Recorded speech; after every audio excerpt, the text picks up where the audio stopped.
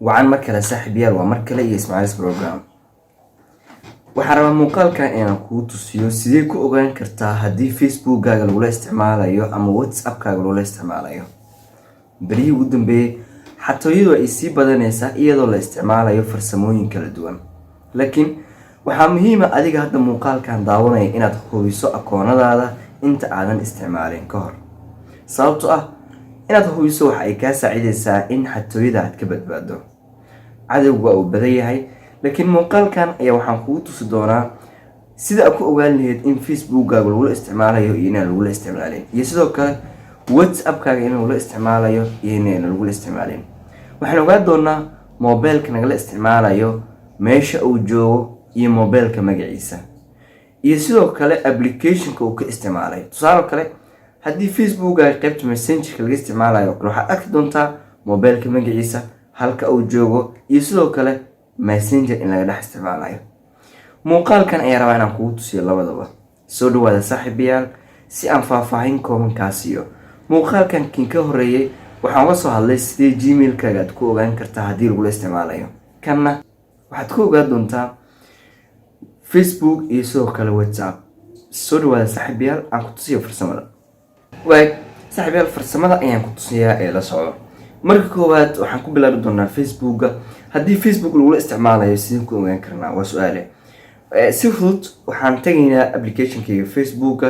marka aan ku dhufto kadib waxaan ka sii dooranayaa saddexda dhibcood ee geeska ah kadibna hoos ayaan wadayaa waxaan ka sii dooranayaa qaybta ugu hooseysa ee ku qoran tahay settings and privacy ayaan ku sii dhufanayaa kadibna waxaan ka sii dooranayaa meesha ay ku qoran tahay settings ayaan ku sii dooranayaa waxa ku keeni doonaa wajahadan ee laga control account-kaaga Facebook kadibna qaybta hoose tartiib u wad waxaad tagi doontaa qaybta ay ku qoran tahay security and login markaan ku dhufto kadib qaybtan hoose ay ku qoran tahay where you logged in xagee laga furto account-kaaga Simo ayaan taabanayaa haddii akoonkayga dad badan ay isticmaalayaan Simo markaad taabto waxa ii soo saari doonaa guud ahaanba inta qofood ee la isticmaalayso akoonkayga Facebook waxaana awood u leeyahay midka aan rabo inaan ka saaro ka rabana inaan u dhaafo hagaag bal aan isla aragno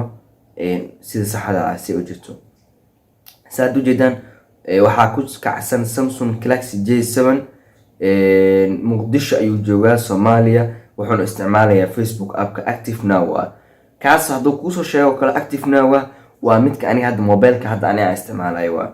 kan ku xigo isla Samsung Galaxy J7 waa lahay Muqdisho Soomaaliya messenger-ka ayuu isticmaalaya shalay 12:24 daqiiqo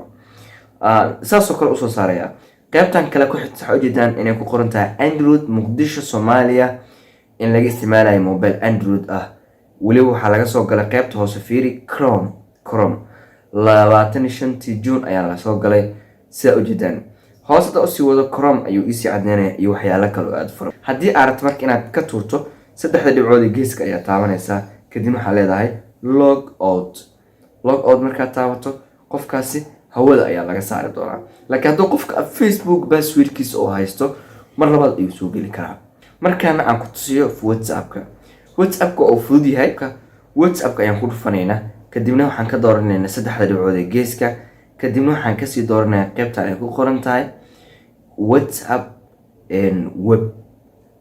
web markaan ku dhufano waxaa u jeedaan qaybta ay ku qoran tahay use WhatsApp app another device haddii meeshaan aysan wax application ama mobile ah ku soo qabaneen haddana u jeedaa waa secure waxaad ogaataa mobilka WhatsApp-kaaga cid kula isticmaalaysa mana laakiin marka lagu isticmaalayo qaybtan meesha hoose ee link device ka hooseysa ayaa wuxuu kugu soo qori doonaa mobilka kula isticmaalayo WhatsApp-kaaga nooca uu yahay hadda ani mobile lama isticmaalayo laakiin haddii adiga kula isticmaalayo meeshaas ayuu kugu soo qori doonaa waana arki doontaa sida caadiga